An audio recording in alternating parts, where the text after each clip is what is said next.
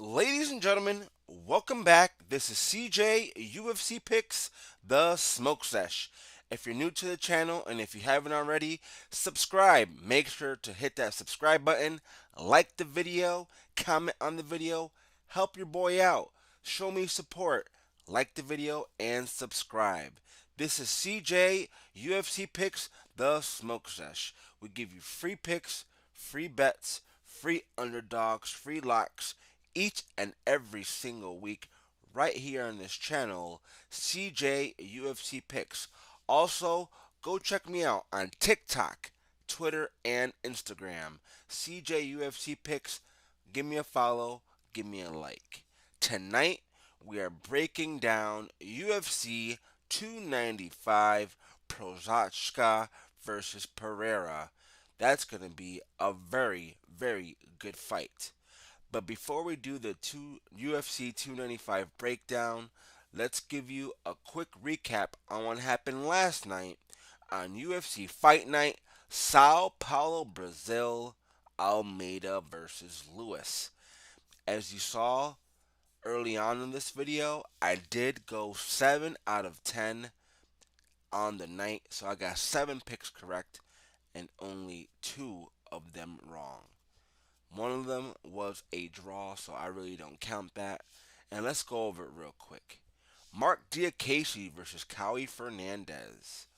Mark Diakiese came out there and got a split decision win. And I did pick Diakiese to win by decision in that fight. Eduardo Mora versus Monserrat Conejo Ruiz. I did pick Eduardo Mora to win by knockout, and I got that correct. I don't think Montserrat Conejo Ruiz should be in the UFC. She might be cut after that fight. The next fight was a very close, good fight.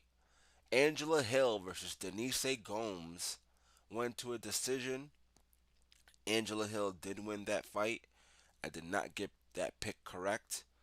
Angela Hill was the veteran. She came out there and showed Denise Gomes what UFC is all about. The next fight I also got correct. Vitor Petrino versus Modestas Bukauskas. Vitor Petrino went out there and knocked out Modestas Bukauskas with a nasty hook. Very, very nasty hook there in the second round. Knocked him out, and I got that pick correct. The next fight was a draw, which was a very, very close, good fight. Alexu Zaletsky versus Renat Fakhverdinov. I think Renat Fakhverdinov is a little bit of a fraud. I think I might fade him down the road. He's not as good as I thought he was. He's good, but he's not as good as a top 10 fighter. So that went to a draw. The next fight that I got correct, Elvis Brenner versus Canyon Kruzetsky. Elvis Brenner, I did predict for him to win by knockout, and I did get that correct. The next fight was Kyle Boralho versus Abus Magomedov. I did pick Boralho to win by submission. He still won the fight, but he won by decision in a very dominant fashion. The next fight was Rodrigo Nascimento versus Don Tail Mays. I did pick Rodrigo Nascimento, and I did pick him to win by decision. So I got the pick correct, and I got the outcome correct, which is good. And the next fight was the co-main event. Nobody saw this coming. Nicholas Dalby versus Gabriel Bonfim. Almost everyone I know picked Gabriel Bonfim to win. I picked him to win. I picked him to win by submission, but he lost that fight. He lost by TKO to Nicholas Dalby, and he was a huge underdog on that spot. So I'll give it to you, Nicholas Dalby. I probably won't fade you again. The dude is a beast. The dude is a dog. And then the main event of the evening for UFC Fight Night Sao Paulo, Brazil. Nobody saw this coming. This fight went all 5 rounds. I was totally shocked. Jailton Almeida versus Derek Lewis, and we all know Jailton Almeida completely dominated Derek Lewis in that fight. but it was kind of boring. It was kind of lackluster. I'm not gonna lie.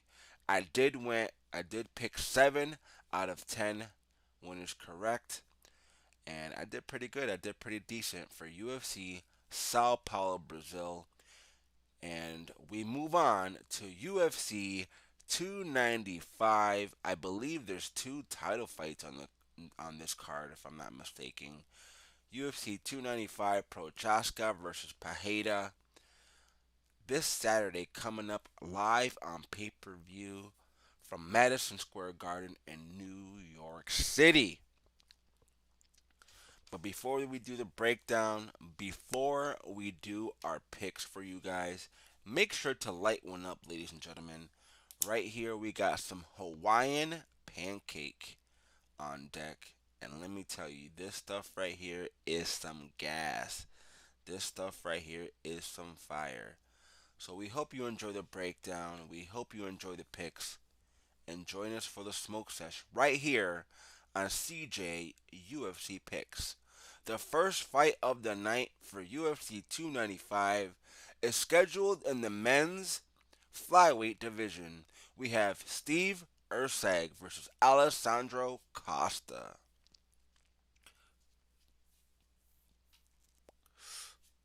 Stay lit. What's going on here?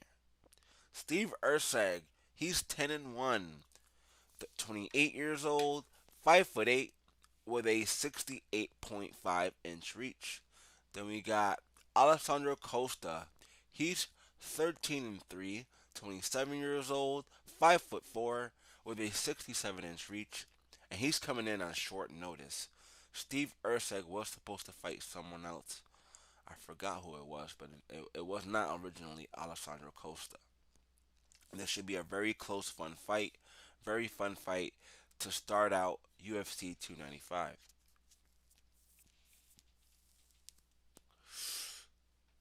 I'm going with Steve Erceg. He's on a tear right now. He's on a winning streak. He's only lost one fight on his record compared to Costa. He did lose to Amir Abazi, and then he did win against Jimmy Flick, which is a decent win. He's only had 2 UFC fights in his career.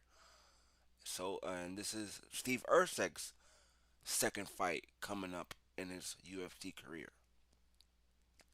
But Erceg is a problem, man. He doesn't look like a problem, but he is.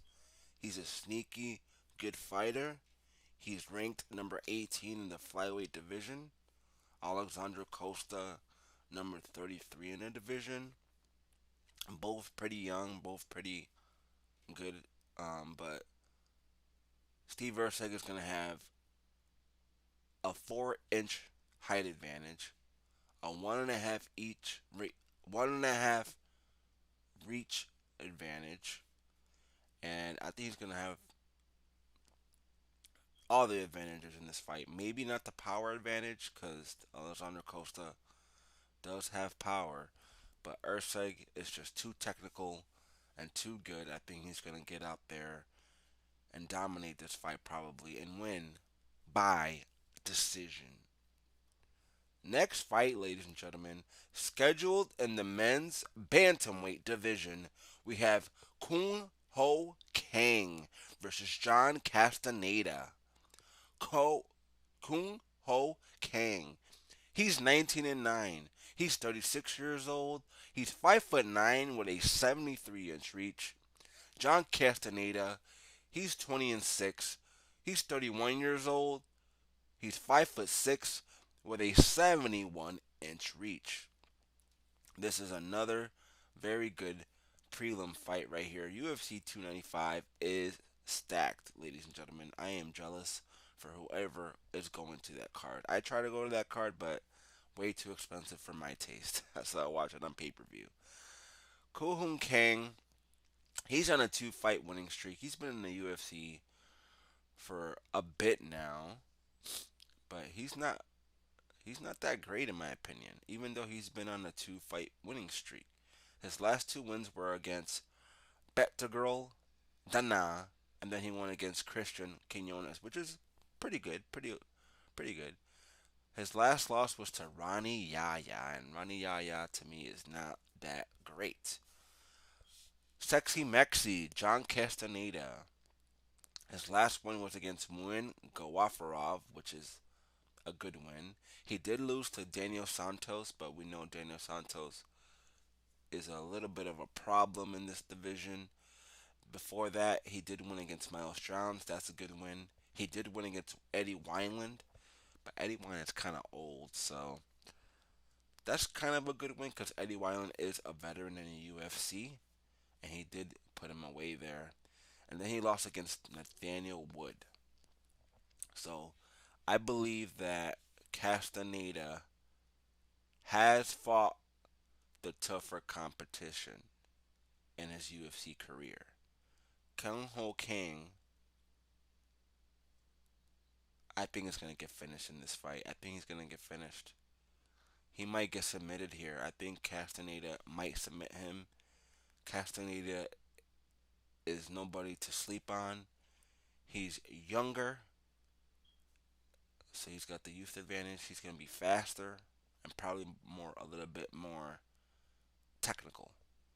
I think Kohun King might have better power, but at the end of the day, give me John Castaneda to win by submission. I'm like 60% confident on that pick. Next fight, ladies and gentlemen, is scheduled in the women's strawweight division. And this is going to be a very good fight. Whoever wins this fight is going to be probably a few more fights and they'll be in the title contention. Either of these women. We have Tabatha Ricci versus Lupita Godinez. Tabatha Ricci, she is 9-1. She's 28 years old. She's 5'1" with a 61-inch reach. Lupita Godinez, she's 11-3. She's 30 years old. She's 5'2" with a 61-inch reach. Like I said, both of these women are extremely good. Both of these women are on a win streak. Tabatha Ricci, she's on a 4-fight win streak. Lupita Godinez is on a 3-fight win streak. I love both of these women, especially Tabatha Ricci. She's my wifey in the UFC. I always say that. She's one of the most beautiful, if not the most beautiful, woman in the UFC right now. Baby Shark is a problem. She's got good wrestling, good grappling, underrated striking, and very good cardio. Lupita Godinez also has good wrestling, good grappling, and very good cardio. She has a little bit more power and probably a little bit more dog in her. She don't quit. But Tabatha Ricci doesn't quit either. She is a finisher as well, in my opinion. She can finish girls. But Lupita Godinez can finish girls too. I think this is going to a decision because both of these women are pretty tough. But Tabatha Ricci is just a little bit better. She's more technical. I think she's got better cardio, and I think she's gonna get it done here. I bet her at plus 150, guys. I don't think that line is available anymore. Tabatha Ricci plus 150 against Lupita Godinez. I know Lupita Godinez is good. I know she's on a 3-fight winning streak, but Tabatha Ricci is already in the top 10 in the strawweight division. She's on a 4-fight winning streak, and she looked really good in her last fight against Jillian Robertson. Give me Tabatha Ricci to win in a very close fight by decision. I love Tabatha Ricci at plus 150 odds. Next fight, ladies and gentlemen, scheduled in the men's lightweight division, and this is going to be fireworks right here. We have Nazim Sadykhov versus Viacheslav Borshchev. Nazim Sadykhov, he's knighted one, 29 years old, 5'10", 69-inch reach. Vyacheslav Borshchev, he is 7-3. He's 31 years old. He's 5'11" with a 69-inch reach. Like I said, this fight should be fireworks, and I expect this fight to not go the distance. Nazim Sadykhov, we know he's got power. All of his fights have been by finish. And Viacheslav Borshchev also finishes guys. But Nazim Sadykhov should win this fight. And I think he's going to knock out Viacheslav Borshchev. Nazim Sadykhov has a lot of power. And I like Viacheslav Borshchev, but he's kind of one dimensional to me. He's not that great on the ground, in my opinion, and he did lose his last two fights before his last win. He lost against Mark Diakese, and he lost against Mac Davis. Then he did have a comeback victory against Mahashate by knockout TKO. And he did win against Dakota Bush, but Dakota Bush is not in the UFC anymore. And he did win his Contender Series fight against Chris Duncan. But Nazim Sadykhov, he submitted Terrence McKinney. I think that's a good win. He did knock out TKO. It was a doctor stoppage against Evan Elder, and I believe he was a favorite in that fight. And then he did knock out TKO Ahmed Hazanzada in his Contender Series fight. So this dude is finishing guys, and I think he's gonna finish Vyacheslav Borshchev here, probably in the second round.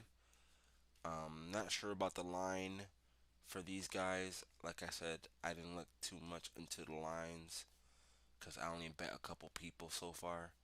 But give me Nazim Sadykhov to win by knockout. Next fight, ladies and gentlemen, scheduled in the men's featherweight division, we have Denis Buzukja versus Jamall Emmers.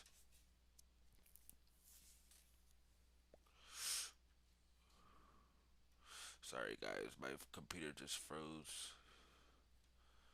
1 minute, one moment. And here we go. Denis Buzukja, he's 11-3. He's 26 years old. He's 5'9" with a 70.5-inch reach.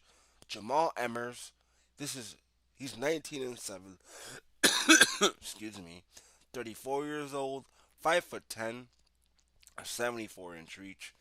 Denis Buzukja, I think he's a bit underrated. I think he's falls under the radar for a lot of people. He's still young. He's only 26 years old, and he's only lost one fight. And that was his debut against Sean Woodson. But he went to a decision with Sean Woodson.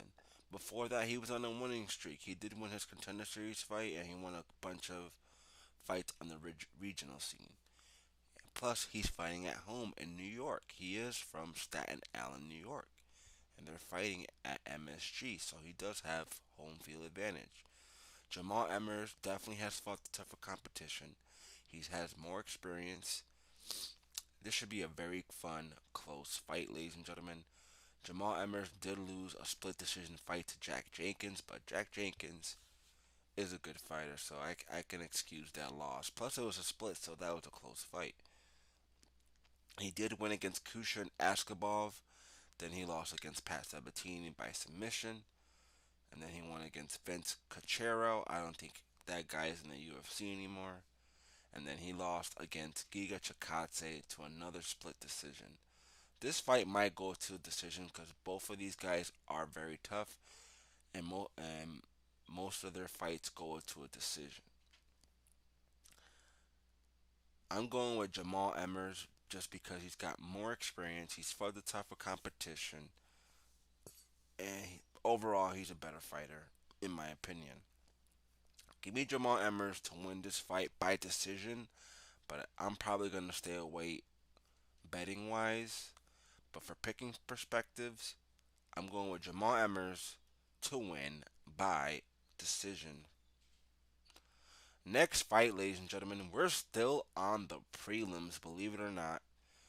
Scheduled in the men's lightweight division, we have Jared Gordon versus Mark Madsen. This is going to be a very close fight.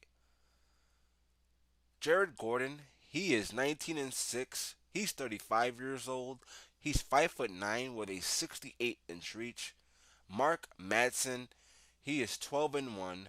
He's 39 years old, 5'8" with a 72-inch reach. Like I said, this is going to be a very fun, close fight. A lot of very fun, close fights on this card, actually. Um, I think I'm going to go with Mark the Olympian Madsen just because he's got better wrestling, better grappling, and maybe a little bit more power. Jared Gordon does have good cardio, good striking. He's not bad on the ground, and he is fighting in New York, so that gives him an advantage because he's from New York. He's fighting in his hometown. But give me the Olympian, give me Marco Manson to win in a very close decision fight. Probably going to be a split decision. Let's go over the records real quick. Jared Gordon, he went to a draw. Oh, sorry.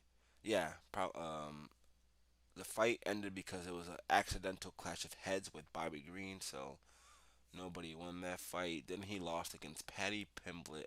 That was a very close fight and a decision loss. His last win came 1 year ago against Leonardo Santos. Not a bad win. He did lose to Grant Dawson by submission, and then he won 2 years ago against Joe Selecki in a split decision. Grant Dawson also won against Marco Manson. Marco Manson's last loss was against Grant Dawson, but he was on a four-fight winning streak before that. He won against Vince Pichel, he won against Clay Guida, he won against Austin Hubbard, and he won against Danilo Boyardo. And I think he's going to win this fight against Jared Gordon. Um, I'm hoping he's got plus money next to his name because if he does, I might bet Mark Madsen here. I think he's got good enough wrestling and good enough grappling to win this fight in a close decision victory. Next fight, ladies and gentlemen, is scheduled to be the featured prelim fight for UFC 295 Procházka versus Pereira. The scheduled prelim fight is scheduled in the men's flyweight division. We have Joshua Van versus Kevin Borjas. Joshua Van, he is 8 and 1. He's 22 years old, 5'5" with a 65-inch reach. Then we got Kevin Borjas. He's 9 and 1. He's 25 years old. He's 5'5" with a 68-inch reach. This is going to be a very fun, exciting fight, ladies and gentlemen. Might not go the distance. Who knows? Because both of these guys are very tough. And both of these guys are coming with a vengeance. They almost got the same record. Joshua Van, he's 8 and 1. Kevin Borges, he's 9 and 1. Kevin Borges coming off a contender series victory against Victor Diaz. Joshua Van did win his UFC debut in a split decision win against Zhalgas Zhumagulov.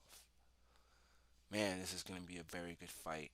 Joshua Van, extremely young, 22 years old, so he's still learning, he's still growing, and he's only going to get better.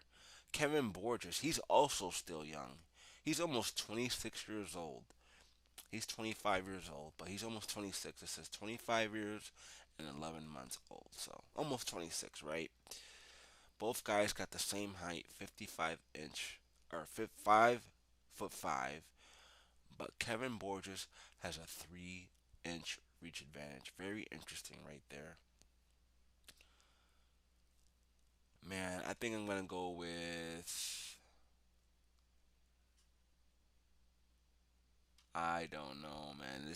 I don't even know what the line is. I think this is gonna be a pick'em, and if it's not, I'll be surprised. But give me Joshua Van to win by decision, maybe a knockout, maybe. But both of these guys are extremely tough. I wouldn't be surprised if Kevin Borjas pulls out a victory here, because the dude is good. He's only got one loss. Same with Joshua Van. He's only got one loss. But I gotta go with Joshua Van here. I think he's got more power. I think he's got better cardio. And he's already fought in the UFC one time. So he's already got those jitters out. He already know he can do it. Give me Joshua Van to win in a very close fight. Decision. Next fight, ladies and gentlemen, is on the main card. And this first fight on the main card is gonna be a banger. And it's probably not going the distance because both of these guys are finishers. Scheduled in the men's lightweight division, we got Matt Frevola versus Benoit Saint-Denis. Matt Frevola, he's 11-3. He's 33 years old, 5'9", and he's got a 71-inch reach. Benoit Saint-Denis, he's 12-1. He's 27 years old. He's 5'11", with a 73-inch reach. Both of these guys are very good. Both of these guys are on a winning streak. And I already placed a bet on this fight. Matt Frevola, he's on a 3-fight winning streak. And they're all by knockout, ladies and gentlemen. He knocked out Geronimo Valdez. He knocked out Atman Zaitar. And he knocked out Drew Dober. Benoit Saint-Denis is on a 4-fight winning streak. And they're also all by finish. He submitted Nicholas Stolze. He knocked out Gabriel Miranda. He submitted Ismail Bonfim. And he knocked out Thiago Moises. Man, I love Benoit Saint-Denis. The dude is a killer. Matt Frevola got power, though. The dude keeps coming. He's a junkyard dog. Benoit Saint-Denis is also a junkyard dog. He's only lost one fight in his career, and that was to Alessandro Zaleski. And we all know Alessandro Zaleski, he ain't no joke, and he's a dark horse in this lightweight division. So I give it up to him. That was not a bad loss. Matt Frevola did lose to Armin Sarukian, and he lost to Terrence McKinney. I gotta go with the God of War. I gotta go with Benoit Saint-Denis to continue his 4-fight winning streak, going on a 5-fight winning streak here, and taking that number 15 spot in the lightweight division from Matt Frevola. This is going to be a very good, exciting fight. I might bet fight doesn't go the distance, but I have Benoit Saint-Denis in a parlay, and I think he's going to get it done, folks. The dude is a problem. He's someone to look out for. But if Matt Frevola comes out with another knockout victory here, I'm never fading him again, because I keep fading Matt Frevola. I did fade him against Drew Dober, and I did fade him against Geronimo Valdez. But he won those 2 fights. I did pick him to win against Atman Zaitar, but Matt Frevola, dude, he keeps surprising people. He does. But I think Benoit Saint-Denis is better anywhere the fight goes besides the knockout power. But don't get it fooled, because Benoit Saint-Denis does have knockout power himself, so he can knock out Matt Frevola. But this is gonna be a very good fight. Give me Benoit Saint-Denis to get it done, and I got him to win by submission, inside the distance for Benoit Saint-Denis. Next fight, ladies and gentlemen, scheduled in the men's featherweight division, we have Pat Sabatini versus Diego Lopes. Pat Sabatini, he's 18-4. He's 33 years old, 5'8", with a 70-inch reach. Diego Lopes, he's 22-6. He's 28 years old. He's 5'11", with a 72.5-inch reach. I also have a bet on this fight. Pat Sabatini, he won his last fight by submission against Lucas Almeida.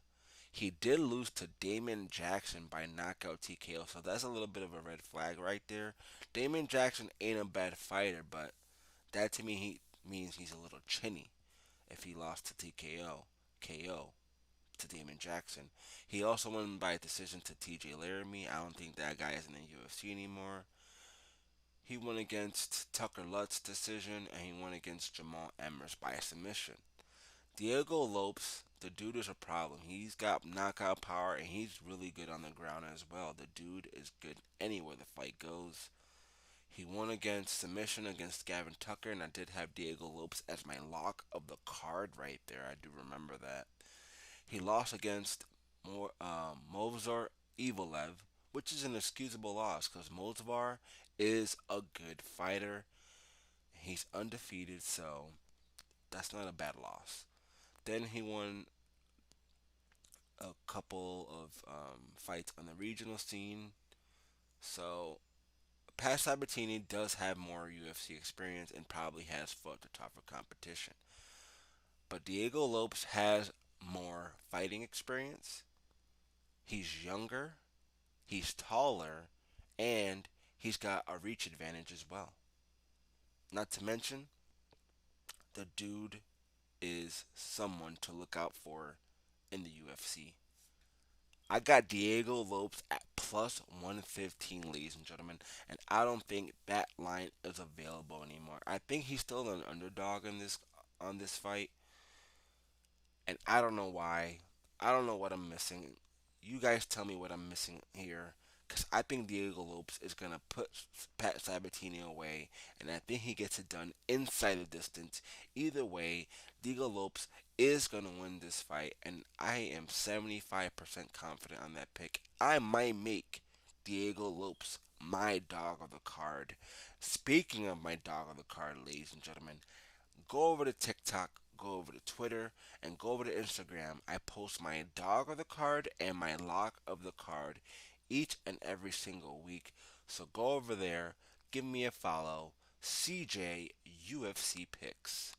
The next fight, ladies and gentlemen, is scheduled in the women's strawweight division.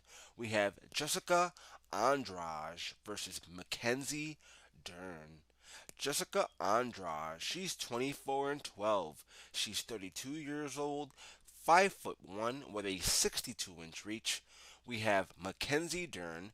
She's 13 and 3. She's 30 years old, 5'4" with a 63-inch reach. Jéssica Andrade, she's been on a 3-fight losing skid. Not a good look. She's still pretty young. She's only 32 years old, so she's still in her prime, and she does have knockout power. She can knock out just about anyone in the strawweight division, but she keeps going up and down. I think she's been in both weight classes for the women's division. Mackenzie Dern, she's 13 and 3. She's only 30 years old, so she's still pretty young. She's a monster on the ground. She's a submission specialist. We all know that. She's got good wrestling, good grappling. Both of these women are going to go at it. Mackenzie Dern is extremely beautiful. Just let me tell you. Both of these women are also in the top 10 in the women's strawweight division. Number 9 for Andrade, and Mackenzie Dern is number 5. And I think Mackenzie Dern is going to win this fight. I might place a bet on her. I'm still thinking about it. Andrade lost her last 3 fights. She lost against Erin Blanchfield, which Erin Blanchfield and Mackenzie Dern are kind of the same style, so I can see the same type of thing happening here. She lost against Xiaonan Yan by KO TKO, and then she lost against Tatiana Suarez. Her last win was 8 months ago against Lauren Murphy, and then she won against Amanda Lemos by submission.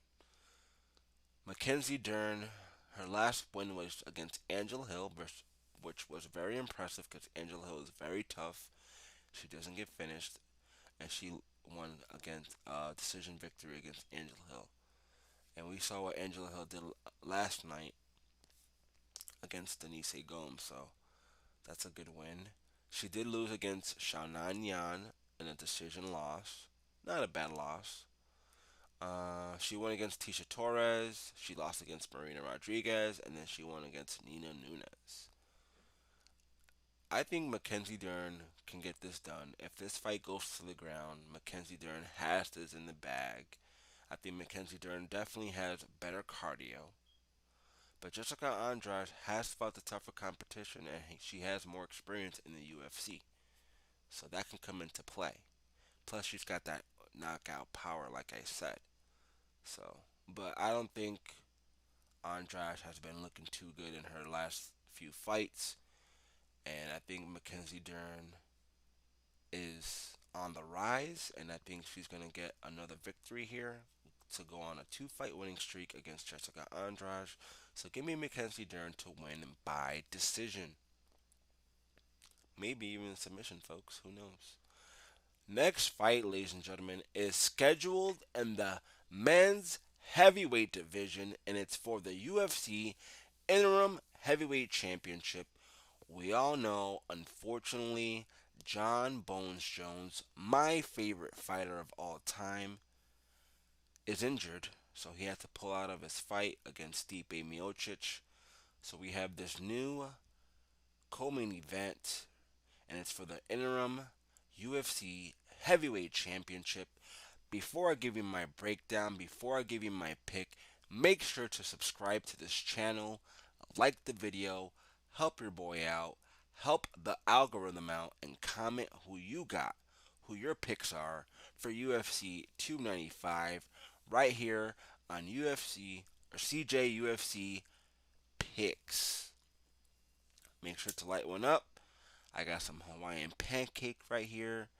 Pretty damn high, but I'm still giving you fire picks, ladies and gentlemen. This heavyweight fight is between Sergei Pavlovich versus Tom Aspinall. Sergei Pavlovich, he's 18 and 1. He's 31 years old. He's 6'3" with a 84-inch reach. We have Tom Aspinall. He's 13 and 3. He's 30 years old. He's 6'5" with a 78-inch reach. This fight is not going the distance. I don't expect it to go the distance, folks. Both of these guys go at it. Both of these guys got knockout power. Tom Aspinall definitely has better grappling and better submissions. Probably has a bit more output. He throws them, man. Both of these guys throw them. They got heat in their fist, and if one of these guys connect to the chin, they're going night night. I can guarantee that. Sergey Pavlovich, though, all of his UFC fights have won by knockout. He won against Maurice Green. He won against Shamil Abdurrahmov. Excuse me. He won against Derek Lewis. He went against Tai Tuivasa and Curtis Blades, all by knockout, ladies and gentlemen. Tom Aspinall ain't no joke. He did lose to Curtis Blades, but that was a freak injury. So that really doesn't count in my book. He did win against Marcin Tybura. Very impressive win right there because he took him down and knocked him out like nothing. And then he won against Alexander Volkov submission. He knocked out Sergey Spivak, and he also submitted Andrei Arlovsky. But I gotta go with the Russian. I gotta go with the monster, Sergey Pavlovich. The dude is a problem. I think he's gonna knock out Tom Aspinall, and I did bet Sergey Pavlovich at dog numbers, ladies and gentlemen. I don't think he's a dog anymore. I think he's more of a pick'em now, and I bet him at plus 120. So let's fucking go. Excuse the language, but let's freaking go. Sergey Pavlovich to win by knockout against Tom Aspinall. 70. Next fight, ladies and gentlemen, is the main event of the evening for UFC 295 and is scheduled for the vacant UFC Light Heavyweight Championship of the World. And this is going to be a very good fight. I don't expect this fight to go the distance, folks. Both of these guys are finishers. Both of these guys are warriors. We have Giri Procházka versus Alex Pereira. Giri Procházka, he's 29 and 3. He's 31 years old, 6 foot 3, with a 80-inch reach. Then we got Alex Pereira. He's 8 and 2. He's 36 years old. He's 6 foot 4, with a 80-inch reach. Both of these guys are knockout artists. Giri Procházka, he was a former champion, but he got injured, so he had to give away the belt. He did win against Glover Teixeira, very good win. He won against Dominic Reyes, but Dominic Reyes is not that good anymore, man. He did win against Volkan Ozdemir, that's a decent win. C-Bay Dalloway, that was unrisen, and Fabio Maldonado, that was unrisen. But we got Alex Pereira. He did win against Israel Adesanya, not once but twice. He did lose against Izzy though 6 months ago in a brutal knockout win. But everyone counted him out against John Blachowicz. Not this guy. Go back to my last breakdowns. I did pick Alex Pereira to win that fight, and I believe he was an underdog in that fight. And I think he's going to win this fight, folks. I think Alex Pereira is destined to become light heavyweight champion. The dude is a problem. He's a problem in kickboxing, and he's a problem in the UFC. He's only lost once, and that was to one of the greatest UFC has to offer, and that's Israel Adesanya.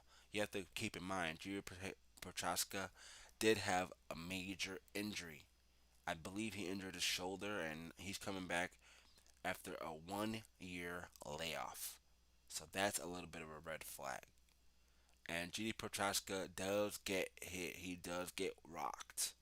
And if Alex Pereira not puts some hands on his chin, he's going night and night, folks. I'm telling you. I got a bet on Alex Pereira. I bet him at dog numbers at plus 105, and then I got him again at minus 140. So I bet him twice because I'm pretty confident in Pereira. This is a 5 run fight, and we've seen Alex Pereira slow down, his cardio diminish a little bit. JD Procházka is more experienced. He's fought the tougher competition maybe, and he's probably better on the ground. But Pereira ain't no joke. This dude is a problem. And I think he's going to knock GD Procházka out and become the new UFC light heavyweight champion of the world. And that was the breakdown, ladies and gentlemen. That was CJUFCPicks Smoke Sesh for UFC 295. Make sure to like the video, make sure to subscribe, and make sure to check me out on all social media platforms: TikTok, Twitter, Instagram, CJUFCPicks. Make sure to join us each and every single week. Free picks, free locks, free underdogs, dog of the card, and lock of the card on social media. So check that out. We appreciate all the subscribers, all the new subscribers, all the old school subscribers, everyone for viewing CJUFC picks. We really appreciate it, and we'll check you out next time. We're out of here, folks.